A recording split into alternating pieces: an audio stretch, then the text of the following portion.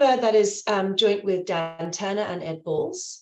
And this is part of a bigger project that we are doing in conjunction with two other co-authors, Neasha Weinberg and Esme Elston, which is a two-part project where this paper is looking at the UK's regional economic inequality from the perspective of a kind of economic analysis of binding constraints. And the second paper is interviewing senior practitioners, policymakers, and academics from the regional policy space to understand a more comparative history of regional economic policy since 1979. And that project has over 80 interviews, and we'll be putting up on a website shortly the full transcripts of the interviews as well as our analysis of them. So we'll sort of send that to anyone who's interested as well. So in this paper, what I'll do today is start by just characterizing the problem that we're seeking to analyze. There are obviously many aspects of the regional economic inequality problem that one might be interested in. We're going to focus on productivity disparities between London and the greater southeast of the UK and the other regions of the UK.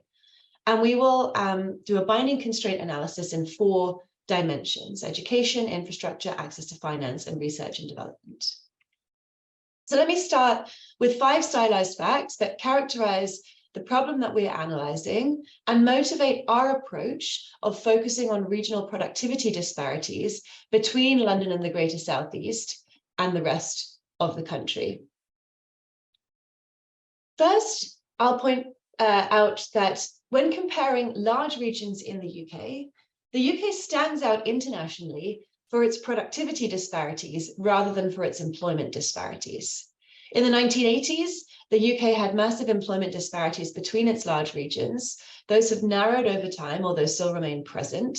And now if you look at the figures that we have here, showing the population-weighted coefficient of variation in regional productivity, labor productivity, GVA per worker, you see that the UK has the largest disparities in regional labor productivity out of Western European countries, whereas it's sort of in the middle for productivity, for employment disparities. The second stylized fact is that when we're thinking about productivity disparities, if we're thinking on a large region basis, the sort of defining distinction in the UK is really between London and the southeast, or the greater southeast area around London, versus the rest of the country. So you can see here the UK, France, Germany, Italy, and Spain's regional labor productivity, GVA per worker, each measured relative to the national average. You can see here that it's really London and the southeast that stand out in the UK relative to the west. In fact, relative to the rest. In fact, if you calculate productivity disparities at the level of bigger chunks, then the difference between London and the southeast of the UK and the rest of the UK is actually bigger than the difference between East and West Germany, or the difference between North and South Italy, 2 regional divides that have long attracted a great deal of attention and scrutiny. The third stylized fact that we want to document is that the underperformance of the regions outside London and the southeast is largely driven by underperforming cities. So this is a chart that's replicated from Rodriguez and Breach and shows GVA per worker across Western European cities against those cities' populations.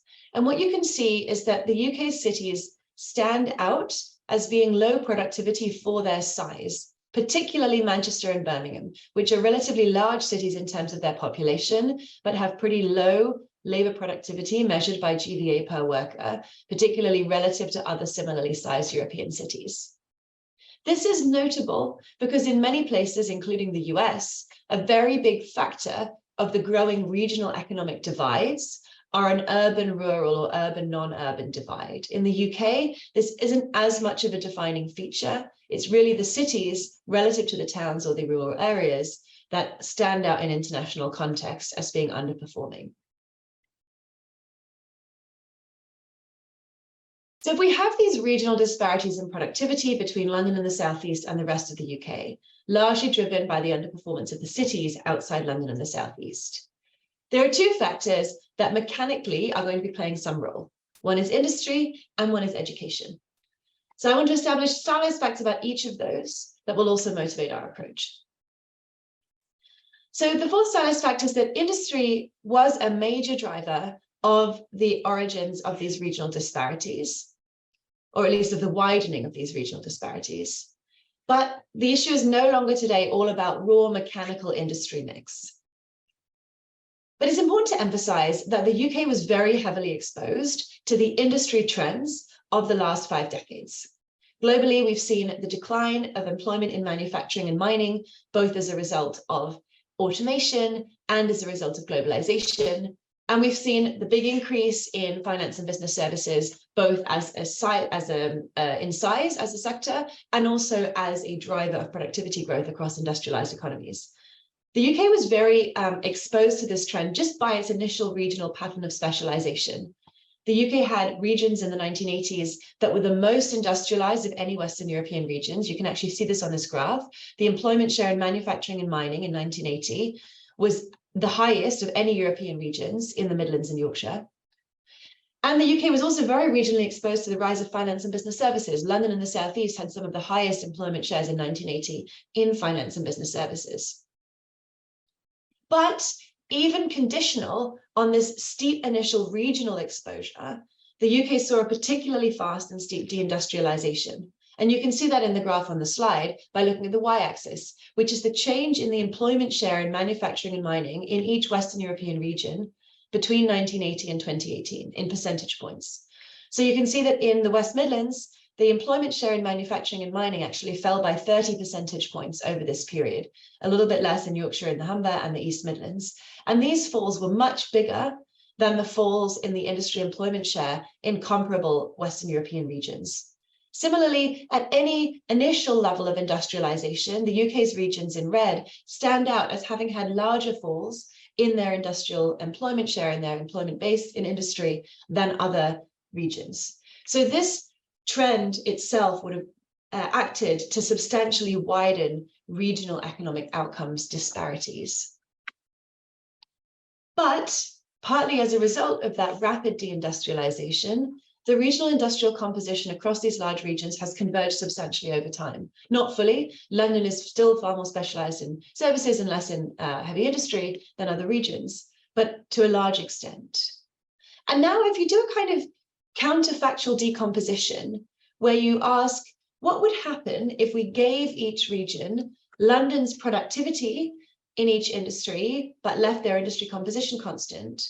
Or if we gave each region London's industry composition, but left within industry productivity constant, and that's what we're doing in this chart here, it doesn't really make much of a difference to give the non-London regions London's industry composition, to give them bigger employment shares in finance and business services and smaller employment shares in manufacturing.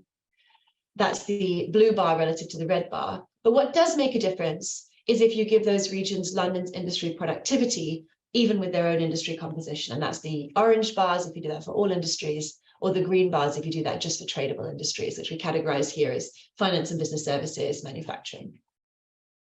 And the reason for that is that largely, the sectoral composition has roughly converged, but within industry productivity differentials are large, and particularly are large in the tradable service sector. Manufacturing productivity is actually quite high relative to the rest of the UK and relative to the rest of Western Europe in the manufacturing intensive regions of the UK.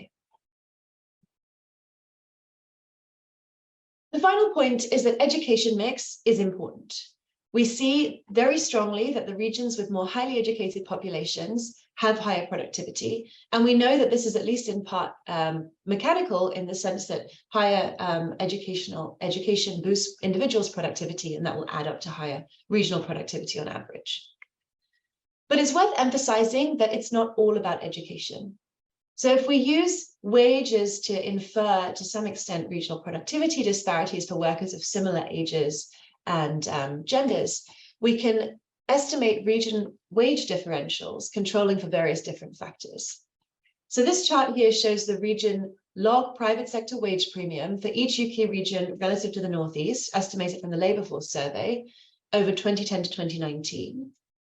You can see that the raw premia in blue, the raw differentials are large. London on average has about a 40% higher hourly wage in the private sector than the Northeast.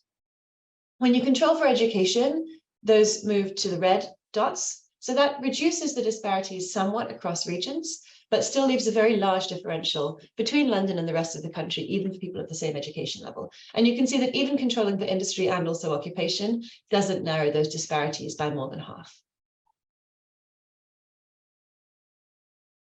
So that set of 5 stylized facts together motivates our approach in focusing on productivity disparities between London and the Southeast and the rest of the UK. The other fact that I want to emphasize before moving on to the 4 factors that we analyze is that migration is not acting to equalize income differentials across place. You might imagine that even if productivity in an underlying sense is highly different across regions, under some models of spatial equilibrium and regional convergence, you would imagine that people would then move from the low productivity to the high productivity regions, and this would act to lead to income convergence across places.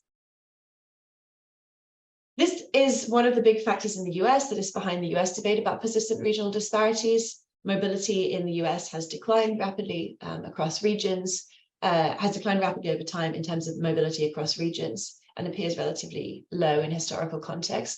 In the UK, there's no evidence that interregional mobility has declined. And interregional mobility in the UK is high in international context. But mobility is away from and not towards London. And you can see this in the graph on the right. The net internal mobility rate in the UK is moving away from the high productivity region, London, to the other regions, rather than towards it, which is the direction that you would expect if you were expecting migration to equalize incomes across regions. That is, of course, made up for by international migration into London. So London isn't net losing population. But the reason for the direction of that mobility out of London is because in London, high housing costs erode regional pay disparities for the marginal mover. And you can see this in this comparison of incomes for renters at the 25th, 50th, and 75th percentile, as compared to income minus rent for renters at the 25th, 50th, and 75th percentiles across regions. So the London wage premium for the 25th and 50th percentiles is fully eroded by rental costs. So taking those facts together, we therefore focus on the question, how can policy boost productivity in the regions in the UK outside London and the Southeast? And the analytical approach we take is a binding constraint approach. We want to ask which booster inputs would have the biggest incremental effect on productivity growth. And inspired by the growth diagnostics approach of Ricardo Hausman, Danny Roderick, and Andres Velasco, we think about trying to identify which inputs are the biggest binding constraints on growth by identifying from market signals which inputs seem to be most scarce relative to their supply. And the logic of that approach can be illustrated by this metaphor of barrels that I illustrate on the slide. So this metaphor is basically illustrating 2 extreme cases for what you might think the production function is in a given region. Well, this is taken from a given country, their analysis. On one extreme is the perfect substitutes approach. That suggests that every factor of production is additive in the aggregate production function. If you improve access to finance, that will improve growth. And you can see that illustrated in the barrel by the slats being horizontal. So every slat that you add or increase the size will increase the amount of water the barrel can hold. Improve finance, the amount of water goes up, the amount of sort of growth goes up in the country. In contrast, on the barrel on the right, the extreme other case of perfect complements in the production function, the barrel slats are vertical. The amount of water that the barrel can hold is limited by the lowest slat. That metaphor illustrates that in this case, even if you improved access to finance, even if you improved human capital, that doesn't do any good in terms of holding more water in the barrel, in terms of increasing productivity growth, because the binding constraint in this illustration is infrastructure. That's the lowest slat on the barrel. That is the one that needs to be boosted for the amount of water in the barrel to go up, for the amount of growth to go up. If you think the production function has some elements of complementarities in it, such that it gets closer to the perfect complements and the perfect substitutes world, then identifying which is the most binding constraint becomes more important for thinking about prioritizing policy resources. So I'm going to now go through each of those 4 factors that we're going to analyze using this logic: education, infrastructure, research and development, and access to finance.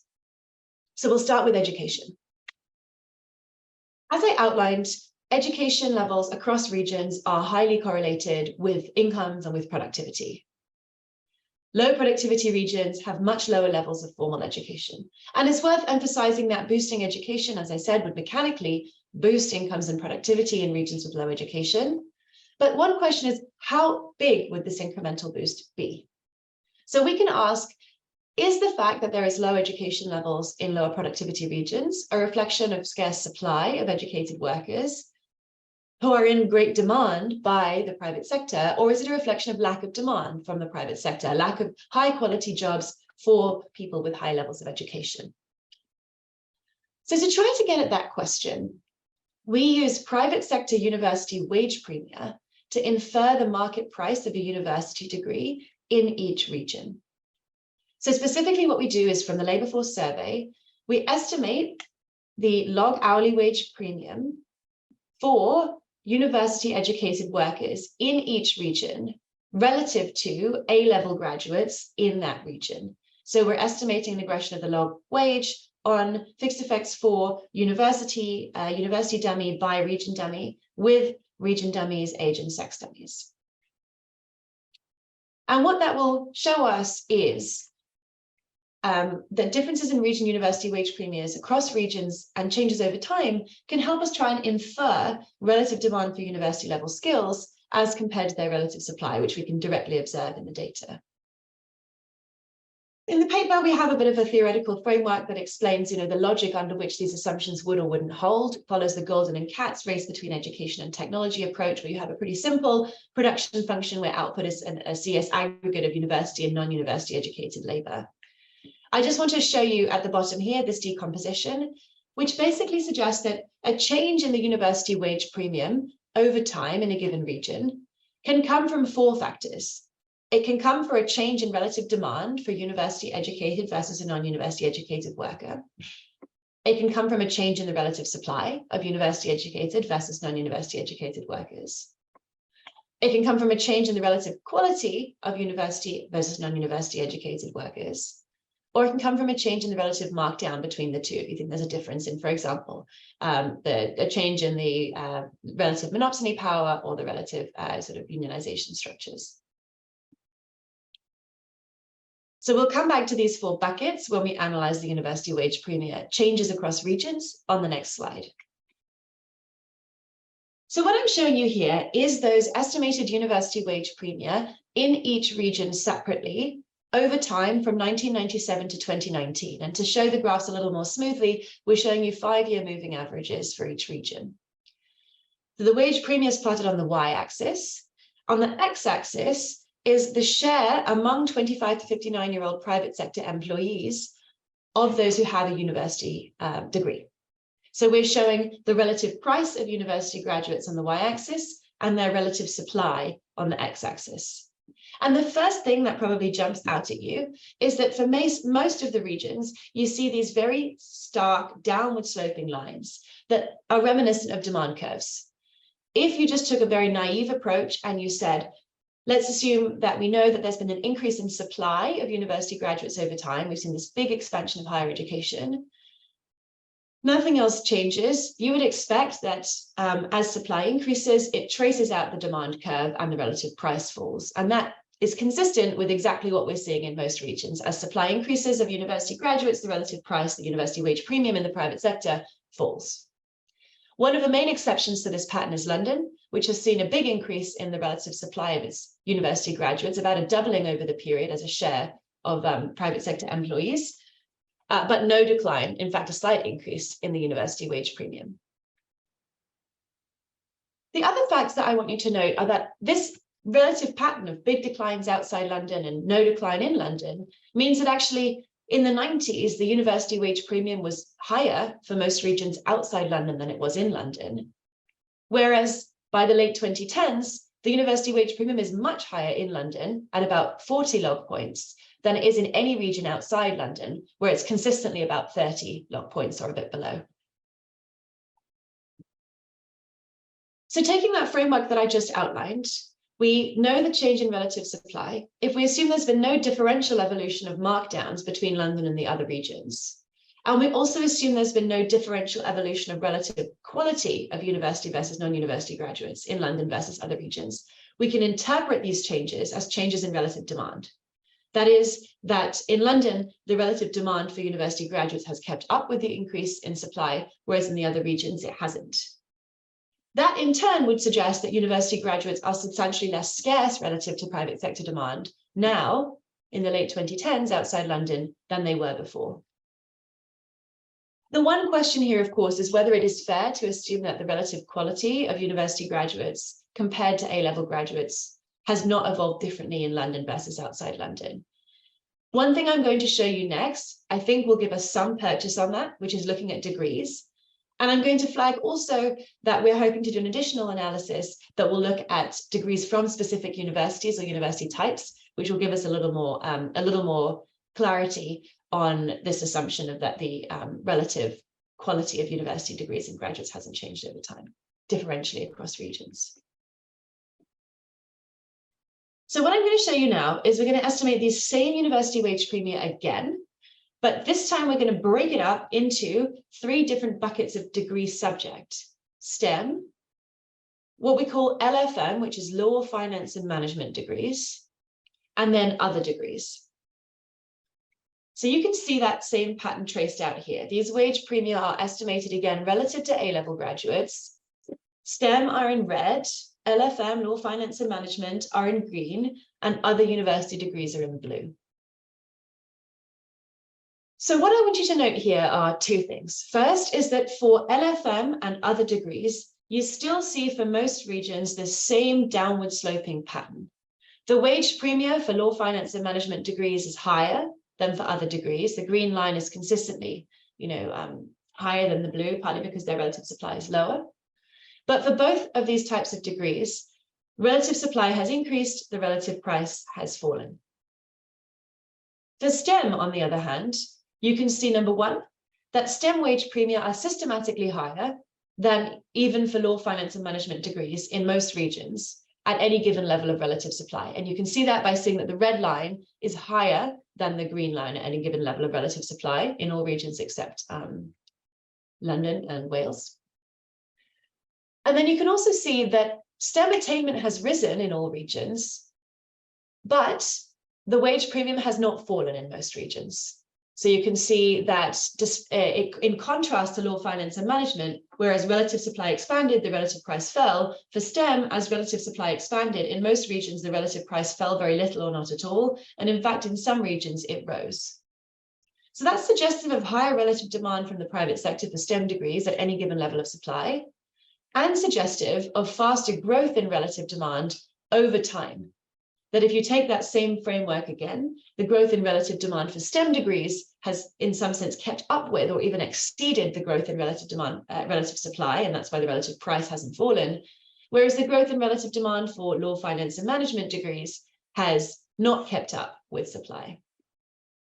The reason we broke out law, finance, and management is partly because of recent analysis from the IFS that finds that law, economics, and management degrees are some of the highest return degrees today in the UK. And also because this gives us sort of 2 relatively quality constant types of degrees that we can estimate over time. So even if you worry that there's been a differential evolution in the relative quality of university graduates as a whole in London versus not A-level graduates as compared to outside London versus A-level graduates, it's less obvious that you would expect this differential evolution to have happened within law, finance, and management, but not within STEM.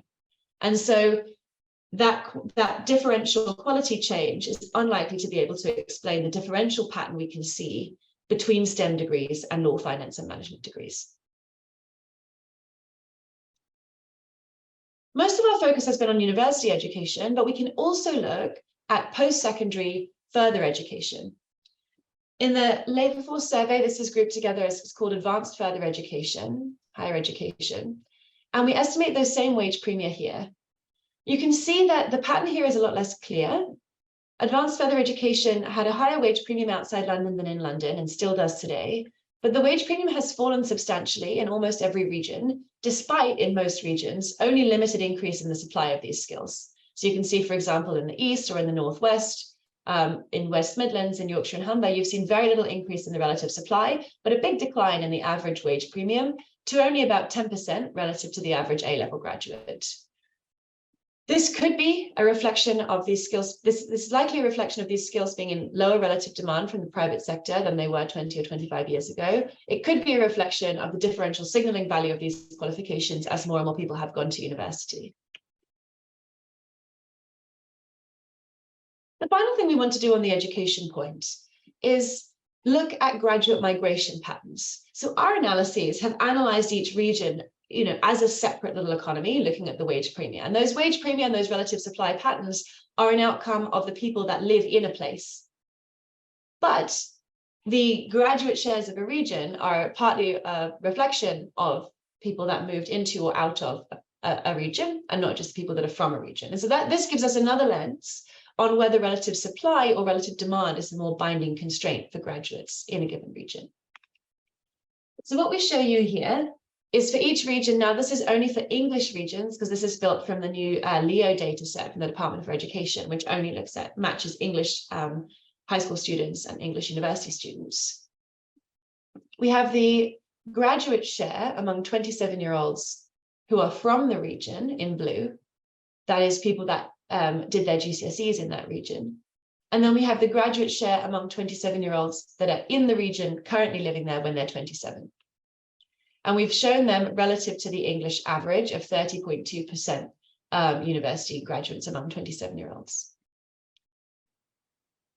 So one thing to emphasize is that London produces more graduates than other regions, and the north of England and Yorkshire produce the fewest graduates, the lines in blue.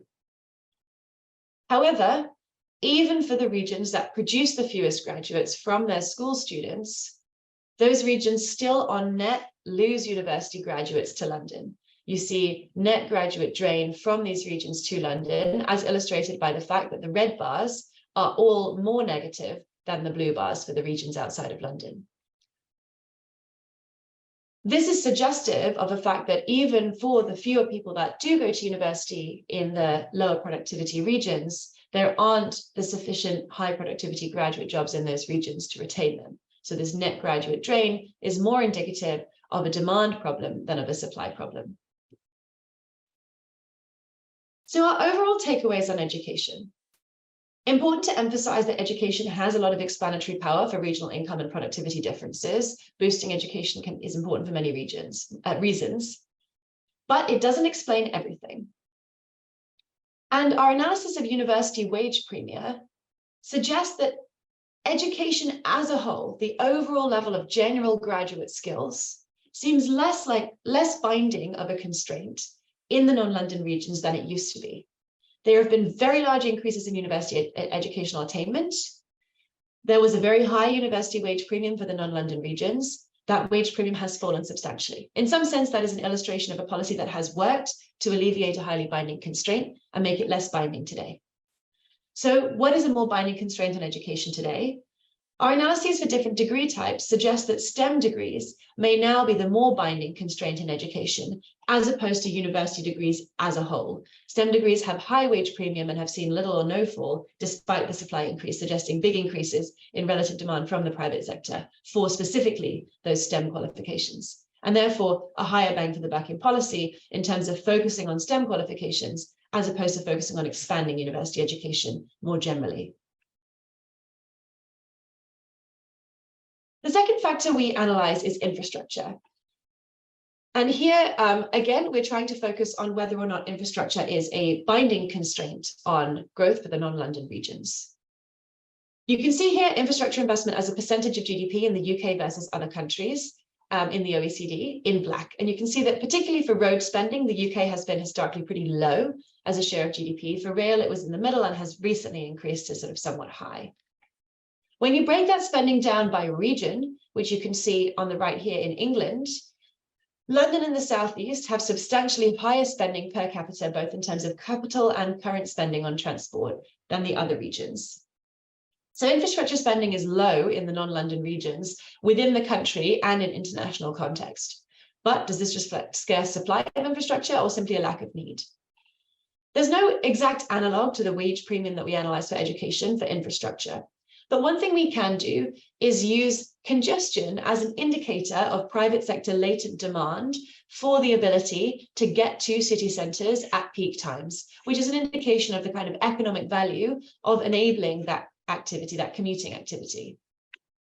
In roads, it also reflects directly the price people are willing to pay to get to the centre, because spending time in traffic has a direct cost. So we look at a number of different indicators of congestion, and I have one here shown for you from TomTom, the sat-nav company. And this shows the percent slowdown caused by congestion relative to free flow in 2019 across cities in the UK, US, and Western Europe against their population. And what you can see here is that consistently, European cities have higher congestion than American cities, but UK cities have higher congestion even than the average for Western Europe. So UK cities look very congested for their size, suggesting that there is a great deal of latent demand for the ability to access the city centre at peak times by road. Road is the way that most people outside of London get to work, mostly by car, also by bus, but we can also look at rail congestion as a similar measure of latent demand for rail services. This shows only rail congestion within cities in the UK. We don't have that comparable data for congestion across countries. And we've constructed the standardized measure of rail congestion as the first principal component of several different measures provided by the Department for Transport. And what I want you to take away here is that there are several cities that are as congested or more congested on rail than London. Birmingham particularly stands out as having high rail congestion at peak times, again suggesting high latent demand for the ability to access the city centre. For rail, it's not just the congestion that's going to indicate latent demand. There could be high latent demand that doesn't manifest in rail travel, perhaps because of a lack of reliability of the services or a lack of scope of services or a high cost. If we look at rail reliability, this kind of exacerbates the picture. So this shows train punctuality by operator for operators primarily serving London and the south of England versus operators that primarily serve the rest of the country. And you can see here that the operators that primarily serve regions outside London and the south are substantially less punctual than those that primarily serve regions within London and the south.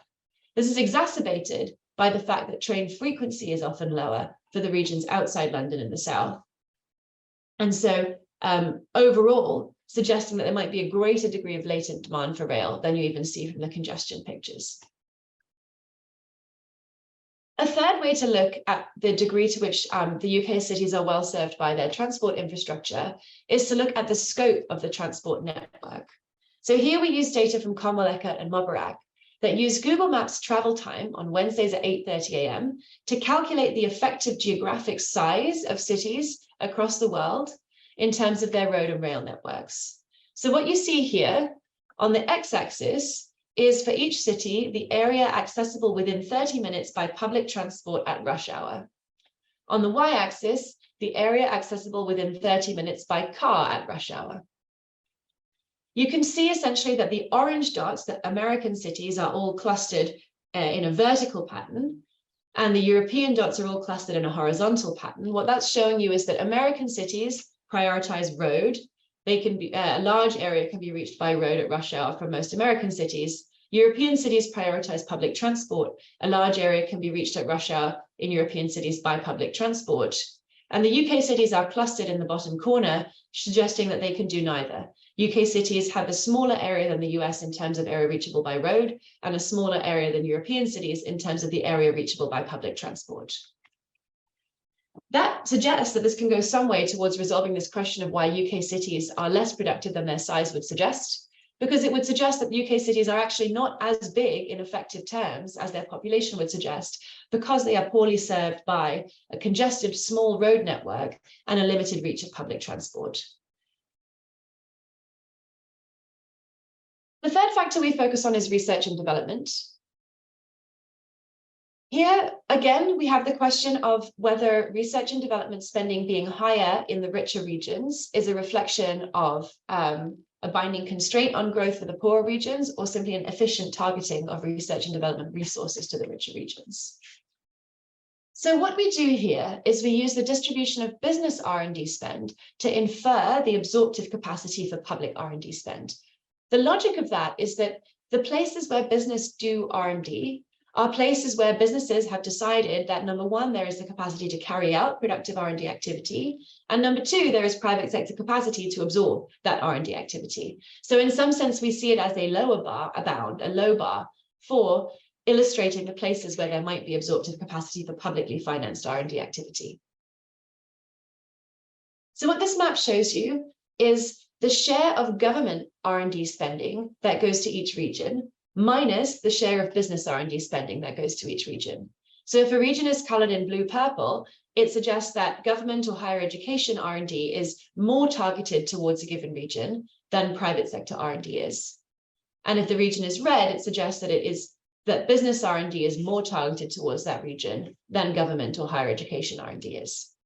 And so what you can see here is that we know that all types of R&D are more skewed towards the richer regions, but government and higher education R&D are even more skewed towards the richer regions of the UK, London, the South in the case of government R&D, and Scotland, than business R&D is, suggesting that there would be at least some absorptive capacity for more direct public R&D spend, particularly in the Midlands, the East, and the Northeast, which stand out on this map as being more targeted by business than government R&D. It's interesting to note that Germany has the opposite pattern. So you can see that in the UK, richer regions receive a higher share of government R&D than they do business R&D. In Germany, it's the opposite. In Germany, government public R&D spend and higher education R&D spend disproportionately target the poorer regions as compared to business R&D spend. This is important because R&D spend by the public sector has spatial implications for growth. There is good evidence of local knowledge spillovers from publicly funded R&D activity, from universities for R&D spending, and good evidence that it can help overcome regional coordination externalities to generate knowledge-intensive clusters. More can be done on this, in part because total R&D spend is somewhat low in the UK and international context. And direct public R&D spend is low relative to indirect support for private R&D through tax credits. The final factor we analyze is access to finance. So the prior three factors have been asking, is there low productivity in the UK's lagging regions because there is a limited opportunity for the private sector to engage in high productivity economic activity, maybe because of education, lack of infrastructure, lack of R&D. The access to finance piece instead says, perhaps it's the case that there are high productivity, high value economic activity for private sector firms to engage in, but they don't do it because they can't get access to the capital to undertake that activity. And it's worth noting that on the face of it, there is a lot less use of external financing for companies outside of London. So London-based SMEs are more likely to use external finance and receive more financing when they do use it. As with the prior questions, we have to ask, does this reflect constrained access to finance outside of London, or does it reflect a lack of profitable investment opportunities? And we're going to look at a number of different metrics to try and tease this out. So one thing we can do is just see what firms say when you ask them about access to credit. So this is from the SME Finance Monitor, which is a very large survey of SMEs about their access to finance.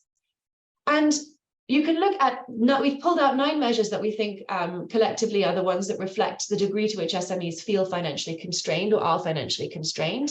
And we've ordered them so that a higher value on this is representing more financially constrained. And we've highlighted London in red. The big takeaway is that in 8 of these 9 measures, London-based firms report being more financially constrained than basically any other firms in any other region. They report that it's more difficult to get external financing. They think more about getting external financing. They need more external financing. Access to external financing or cash flow is an obstacle to doing business. This is whether firms have been discouraged from seeking external financing, whether firms have confidence in getting external financing from a bank on 2 different measures, and whether a firm injected their own funds into the business because they had no other choice, because they couldn't get any other financing. So when you ask SMEs, they don't tend to report being more financially constrained outside London than in London. The next thing we can look at is bank lending appeals. SMEs have a right to appeal if they were refused bank loans. If SMEs outside London were more constrained than SMEs in London because they were being refused bank loans, perhaps unfairly, you might expect to see them appealing at higher rates. In this figure, what you would then see is these firms appearing in the top left quadrant. that they are appealing at higher rates than the amount of lending that they receive. But you don't see that. Appeals rates really tend to map the rate of bank lending to different firms. There are also a number of studies that look at regional differences in credit costs and access, conditional on firm level characteristics using firm level data from the SME Finance Monitor. On most of these metrics, you don't see differences that suggest that there is a more constrained access to finance for firms in outside London than in London. Rejection rates, margins, collateral requirements, credit application outcomes, the price of credit and credit rationing. Across most of these measures, you actually see some evidence that London-based SMEs seem a little more constrained than the firms outside of London. Although one key difference that we haven't studied here is that access to home equity as collateral for loans will be greater for individuals that live in London than outside, just given property value differentials. So overall, we don't see much evidence for bank lending being a major constraint in and of itself on firms' ability to access profitable investment opportunities. But of course, equity financing is an important source of financing specifically for high growth potential SMEs. It's worth emphasizing that this is a very small share of SMEs. Only 4% ever use or plan to use equity financing. But it's particularly important for high productivity, high growth firms that might have the capacity to be drivers of regional economic growth. And you do see that equity investment is highly more likely to go to London-based firms. So again, we look at a number of indicators that try to suggest whether or not London-based firms are more likely to receive equity investment than otherwise equivalent firms outside of London. So using data from Bauhaus here that was analyzed by Wilson, Kaser, and Wright, we've plotted here an SME's likelihood of receiving an equity investment by region relative to London. In blue is the raw differential likelihood, and you can see that all regions have SMEs far less likely than London, which is the dotted line at 1, to receive any equity financing. Once you control for firm observables in green, you see that this gap closes for several of the UK regions. Firms in the North East, Northern Ireland, Wales, Scotland are no less likely to receive equity investments than observably equivalent firms in London. But there is a big gap for some regions. So firms in the Midland and Yorkshire are only about half as likely to receive any equity investment as observably equivalent firms in London. And if you then look at the equity deal size conditional on receiving any investment, you see again that firms in the North and the Midlands and Yorkshire are likely to receive smaller equity investments than observably equivalent firms in London, even when they do get a deal. So this could be reflective of London-based equity investors failing to notice or failing to finance good investment opportunities outside of London. It could also be a reflection of differential growth trajectories for firms outside versus in London. So one way we try to look at that is ask, if London-based investors were leaving money on the table by failing to notice or invest in good opportunities outside London, then you would expect private equity investors from those regions to spot those opportunities and invest in them because that money was being left on the table. So we show here the share of equity investments from a region that go to that region versus the share that go to London and the South East or the rest of the UK. And you can see that in many regions like Yorkshire, which looked quite financially constrained, actually a very large share of the investments from Yorkshire-based investors are going to London and the South East, and a very small share are going to Yorkshire, suggesting that it's not something about local knowledge because the Yorkshire-based investors aren't snapping up those opportunities that the London-based investors miss. On the other hand, in the Northwest, you see the opposite pattern. Very little of the Northwest-based investment is going to London. A lot is going to the home region, suggesting that maybe they are snapping up opportunities that sort of were left on the table by London-based investors.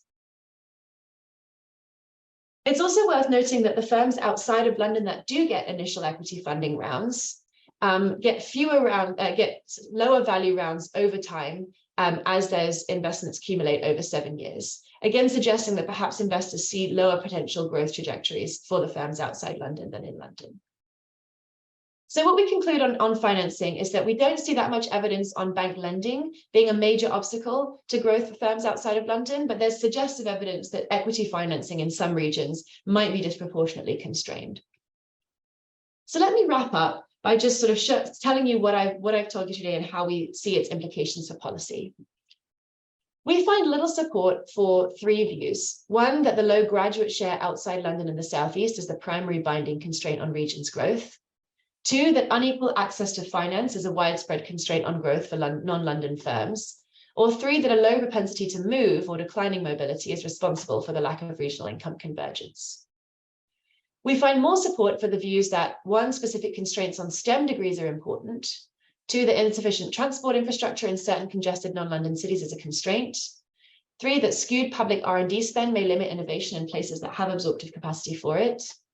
4, that a lack of equity financing may constrain high growth SMEs in certain regions. And on add to this, though we didn't analyze it in our paper, that this may also be related to a lack of broader entrepreneurial ecosystems in these places. And 5, that limited housing availability in London reduces the role of migration as an adjustment mechanism. So thank you so much for your time, and I'm really looking forward to the discussion and questions.